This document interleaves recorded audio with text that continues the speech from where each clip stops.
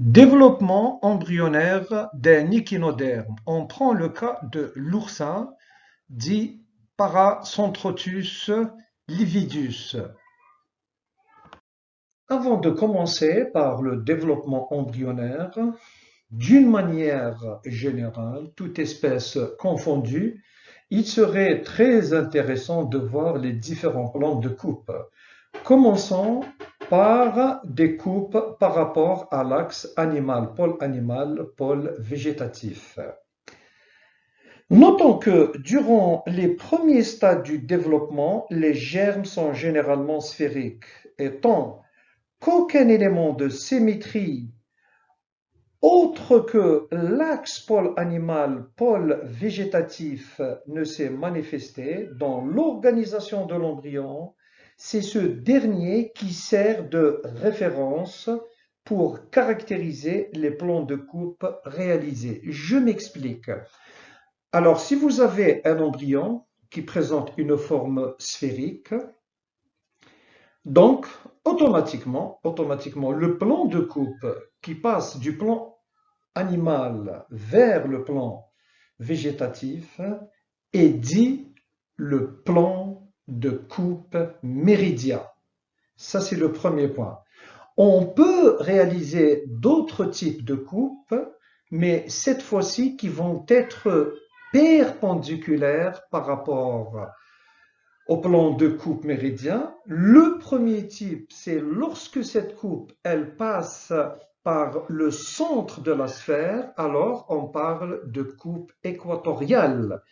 Et si cette coupe, entre guillemets, on peut l'appeler, si on a le droit de le faire, transversale, qui se trouve du côté supérieur, c'est-à-dire de la partie centrale jusqu'au pôle animal, alors là, on parle de plan de coupe sus-équatorial. Et dans le cas contraire, c'est-à-dire si ce plan se trouve dans la partie inférieure, c'est-à-dire allant de la région centrale jusqu'au pôle végétatif, donc on parle de coupe sub-équatoriale. Très bien. Maintenant, en revanche, même si l'embryon est sphérique, lorsque une symétrie de type bilatéral s'est mise en place, là, il faut faire très attention. Pourquoi? Parce que l'utilisation d'expressions telles que coupe méridienne ou équatoriale est à éviter, voire à proscrire. Avant de commencer par le développement embryonnaire, pour toute espèce confondue, il serait très intéressant de voir les différents plans de coupe utilisés en embryologie. Commençons par le premier cas de figure, c'est-à-dire les coupes par rapport à l'axe pôle animal, pôle végétatif. Durant les premiers stades du développement, les germes sont généralement sphériques, et tant qu'aucun élément de symétrie autre que l'axe pôle animal, pôle végétatif ne s'est manifesté dans l'organisation de l'embryon, c'est ce dernier qui sert de référence pour caractériser les plans de coupe réalisés. En effet, sur cette figure, nous avons une structure qui est sphérique. Alors, si le plan de coupe passe par l'axe pôle animal, pôle végétatif, automatiquement, on parle de plan de coupe méridien ou tout simplement coupe méridienne. Maintenant, si le plan de coupe passe par l'axe de l'embryon, mais cette fois-ci, cet axe qui est perpendiculaire par rapport à l'axe pôle animal, pôle végétatif, on parle de plan de coupe équatorial. Maintenant, si la coupe se trouve au-dessus du plan de coupe équatorial, on parle tout simplement de plan de coupe sus-équatorial, et dans le cas contraire, si elle se trouve en dessous du plan de coupe équatorial, on parle de plan de coupe subéquatorial. En revanche, même si l'embryon est sphérique, mais lorsqu'une symétrie de type bilatéral, c'est-à-dire la partie droite est égale à la partie gauche, s'est mise en place alors l'utilisation d'expressions telles que coupe méridienne ou équatoriale est à éviter, voire à proscrire. Maintenant, nous allons voir les coupes par rapport à l'axe dorso-ventral, dit encore l'axe frontal. Comme le montre cette figure, ce type de coupe permet de séparer la partie dorsale de la partie ventrale selon l'axe dorso-ventral. Les coupes par rapport à l'axe antéro-postérieur, dit encore l'axe céphalo-caudal. Si vous dites antéro, donc on utilise le terme opposé, c'est postérieur. Si vous dites céphalique, c'est-à-dire céphalo, donc on utilise le terme de caudal du côté opposé. On ne peut pas dire antérocaudal par exemple, ou bien céphalo-postérieur. Alors, comme le montre cette figure, nous commençons par la coupe sagittale. Donc, retenez que la coupe sagittale, elle passe obligatoirement par l'axe de symétrie, donnant, quand je dis l'axe de symétrie, longitudinal, c'est-à-dire antéro-postérieur, donnant naissance à deux parties identiques ou symétriques. La coupe parasagittale, c'est-à-dire parallèle à la coupe sagittale, donc toujours, c'est une coupe longitudinale qui est toujours parallèle à la coupe sagittale, c'est-à-dire donne naissance à deux parties asymétriques, inégales. Alors, enfin, qu'est-ce que je dois noter? Que les coupes longitudinales, au final, sont de trois types. Elle peut être sagittale, elle peut être parasagittale, comme elle peut être frontale. Enfin, on dira quelques mots sur la coupe transversale. Faite à différents niveaux de l'embryon, je dois retenir que la coupe transversale doit être toujours perpendiculaire à l'axe longitudinal.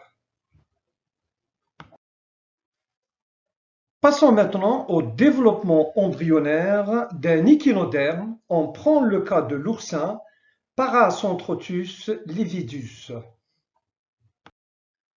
Comment se présente le gamète féminin juste avant l'ovulation? Le gamète féminin renferme du vitellus. C'est des réserves de nutrition. Ce vitellus est dit encore lécite, qui est peu abondant et réparti de manière homogène dans le gamète féminin. Bien sûr, ce lécite ou bien ce vitellus joue un rôle primordial lors du développement embryonnaire de l'oursin, c'est-à-dire c'est lui qui assure sa nutrition. Alors, on peut dire aussi que à l'ovulation, la paroi du follicule se rompt. Ensuite, les cellules folliculaires excrètent une hormone dite la 1-méthyladénine. Cette hormone, c'est-à-dire la 1-méthyladénine, c'est elle qui est responsable de la stimulation des deux divisions de la maturation, c'est-à-dire la méiose 1 et la méiose 2. Suite à ce processus, l'ovocyte va émettre consécutivement ces deux globules polaires du côté toujours du pôle animal, juste avant la fécondation. Notons que le gamète féminin chez l'oursin est dit ovotide, dit encore ovocyte mûr. Et à travers ce schéma-là, on voit la présence à l'extérieur de la gangue gélatineuse, comme pour les amphibiens, intervient dans la protection de l'ovocyte mûr. Juste en dessous, nous avons la membrane vétéline et nous avons la membrane plasmique. C'est la dernière membrane en profondeur et on voit très bien une répartition homogène du vitellus qui est peu abondant dans le cytoplasme de l'ovocyte mûr. L'explication est donnée dans la diapositive précédente. Pour l'explication, voir la diapositive suivante. Comment se présente le zygote chez l'oursin? Après fécondation, se met en place la membrane de fécondation qui correspond à l'association de la membrane vétéline et les constituants moléculaires provenant des granules corticaux dont le contenu a été déversé dans l'espace périvitellin, c'est-à-dire c'est l'espace compris entre la membrane vétéline et la membrane plasmique. En outre, la membrane plasmique de l'ovocyte se transforme en une membrane hyaline. Et enfin, nous constatons la redistribution du pigment. En effet, il se concentre en un anneau pigmenté orangé en position subéquatoriale, c'est-à-dire en dessous de l'équateur, sauf au niveau du pôle végétatif. La segmentation en vue latérale chez l'oursin. Alors, quelles sont les caractéristiques de cette segmentation? On dira d'abord qu'elle est totale et radiaire du fait que c'est la totalité du zygote qui se divise. Au stade de 8 blastomères, on remarque la présence de 4 blastomères animaux et de 4 blastomères végétatifs. Aussi, la pigmentation ne concerne que les blastomères végétatifs. Un autre point, à partir du stade de 8 cellules se creuse une cavité au sein de l'embryon, dite le blastocèle. On note aussi que la segmentation chez l'oursin devient inégale à partir du stade de 16 blastomères. En effet, on distingue des blastomères de taille moyenne qui se trouvent du côté animal, qui sont dits mésomères. Juste en dessous, nous avons des blastomères de grande taille, c'est les macromères. Et enfin, du côté du pôle végétatif, nous avons les micromères. Alors, le stade de 64 cellules, stade blastula, on peut définir 5 populations de blastomères. Alors, en utilisant la terminologie de Stadius. En effet, nous avons une première population de cellules qui est dite en 1, représentée par 16 mésomères. C'est les plus polaires. Nous avons deuxième population de cellules, c'est en 2, qui vient juste en dessous, représentée aussi par 16 cellules.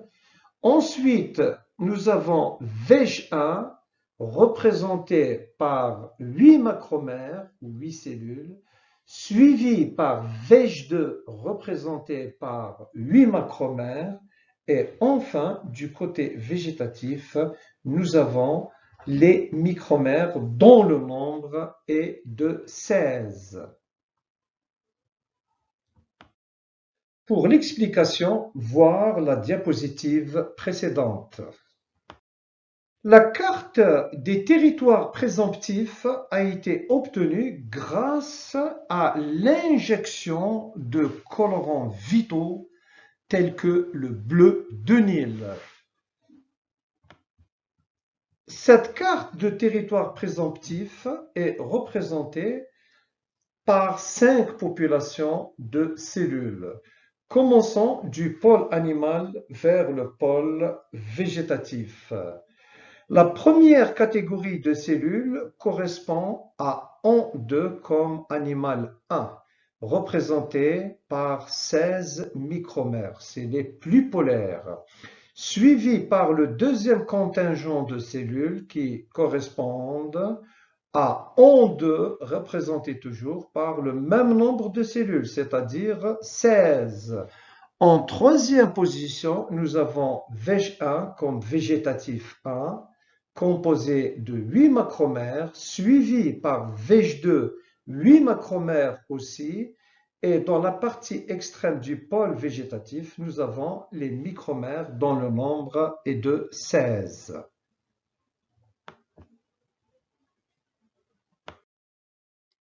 À travers cette diapositive, il est très intéressant d'identifier les territoires présomptifs et de voir surtout quel est leur devenir.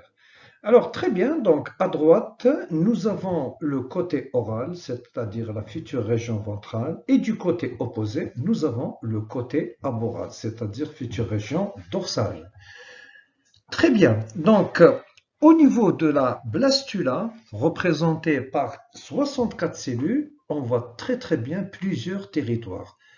Commençons par animal 1, animal 2, végétatif 1, végétatif 2 et enfin micromère. Alors au niveau de animal 1, nous avons représenté deux bleus différents, la même chose pour animal 2 et végétatif 1. Alors qu'est-ce que je dois retenir? Tout simplement que en 1 plus, c'est le 1 bien sûr, plus en 2, là où c'est marqué 2, c'est du bleu foncé, et VEG1 du bleu foncé, c'est-à-dire j'ai trois bleus foncés. Ces trois bleus foncés constituent l'ectoderme aboral, dont le nombre de cellules est de 22. Par contre, du côté opposé, c'est-à-dire à droite, nous avons cette fois-ci en 1 représenté par le 3, en 2 représenté par le 4 et nous avons le bleu clair de VEG1, donc trois parties. Ces trois parties représentées en bleu clair, dont le nombre de cellules est 18, constituent l'ectoderme oral. Bien. Maintenant, en VEG2, nous remarquons la présence de deux couleurs, du vert et de l'orange clair. Ce VEG2, ces cellules à double potentialité, bien sûr, forment l'endomésodèrme. Endo en vert et mésoderme en orange clair. Le total des cellules est de 8, c'est-à-dire VEG2 égale 8 cellules. Enfin, nous avons les micromères dont le nombre de cellules est de 16, constitue aussi le mésoderme. Au final, je dirais que 22 cellules appartenant à l'ectoderme aboral plus 18 cellules appartenant à l'ectoderme oral plus 8 cellules appartenant à l'endomésoderme et enfin 16 cellules appartenant au mésoderme nous donnent un total de 64 cellules. Alors à droite, nous allons voir quel est le devenir de ces territoires, c'est-à-dire l'ectoderme aboral, l'ectoderme oral, l'endomésoderme et le mésoderme. Alors commençons par le A plus 2. Il donne naissance, donc 1 et 2 représentent normalement l'ectoderme aboral de ON1 et ON2, donne naissance à l'épithélium aboral. Le 3 et 4 en clair appartenant à ON1 et ON2 donne naissance à l'épithélium aboral. Par ailleurs, les cellules de Veg1 sont à l'origine de l'épithélium cilié plus les neurones. Ensuite, l'endomésoderme, c'est lui qui va donner naissance au tube digestif. Quand je dis le tube digestif, donc nous avons l'œsophage, l'estomac et les intestins, plus les cellules pigmentaires. Donc, ces deux éléments dérivent à partir de l'endoderme. Par contre, les cellules musculaires plus les sacs célomiques, et quand on parle des sacs célomiques, c'est le célome. Bien sûr, c'est des cavités qui sont à l'origine de la formation de la cavité péritonéale et de la cavité pleurale, c'est-à-dire la cavité pleurale qui renferme le cœur et les poumons, péritonéale qui renferme les viscères. En outre, ce mésoderme donne naissance aussi au mésenchyme secondaire. Je dis bien mésenchyme. Enfin, le mésoderme, qui est représenté par les micromères, c'est lui qui est à l'origine du mésenchyme primaire plus le mésenchyme secondaire plus aussi les sacs célomiques. Pour l'explication, voir la diapositive précédente. La gastrulation chez l'oursin. Une coupe méridienne de la blastula juste avant le début de la gastrulation offre à décrire une cavité dite blastocèle délimitée par une seule couche de cellules épithéliales ciliées. Cette coupe méridienne met en évidence le début de la gastrulation chez l'oursin. Nous constatons que les cellules épithéliales ralentissent considérablement la fréquence de leur division cellulaire. Ensuite, nous constatons l'apparition d'une touffe ciliaire apicale au niveau des cellules en 1. Ensuite, nous constatons aussi l'aplatissement et l'épaississement du pôle végétatif. Et enfin, nous constatons les mouvements d'embolie, c'est-à-dire d'ingression, qui correspond à l'immigration à l'intérieur du blastocèle des micromères.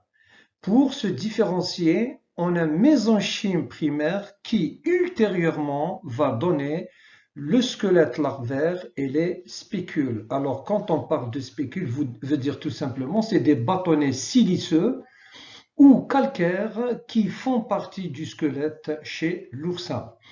Alors, sur cette coupe méridienne, nous remarquons tout à fait en haut le bleu clair représente les cellules du en1 qui sont suivies toujours par du bleu clair qui correspondent à en2, juste en dessous, en bleu foncé, c'est Veg1 et en vert plus du rose foncé, c'est Veg2 et enfin en rose très clair correspond aux cellules des micromères qui d'ailleurs c'est elles qui entament le mouvement d'embolie à l'intérieur du blastocèle. Donc les petits cercles que vous voyez à l'intérieur correspondent au mésenchyme primaire qui provient à partir des micromères. Cette coupe méridienne met en évidence un stade avancé de la gastrula et qui correspond à l'invagination de la gastrula. On le voit très très bien du côté du pôle végétatif, l'invagination de la plaque végétative, et nous remarquons que la quasi-totalité des micromères se sont différenciés en mésenchyme primaire dans la cavité du blastocèle. En outre, nous remarquons aussi l'invagination, c'est-à-dire début d'embolie ou d'ingression des cellules de Veg2. Cette coupe méridienne de la gastrula met en évidence un stade avancé de la gastrulation. En effet, nous constatons que toutes les cellules du VEJ2 se retrouvent à l'intérieur du blastocelle. Ça, c'est un point très important. Pour former au final ce qu'on appelle une structure dite arc-en-terran.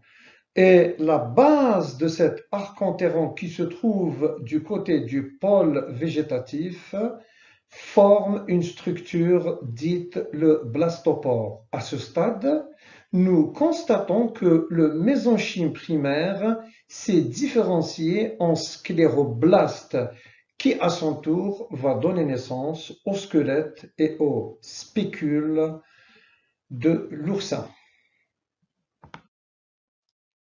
Cette coupe méridienne met en évidence la fin de la gastrulation chez l'oursin.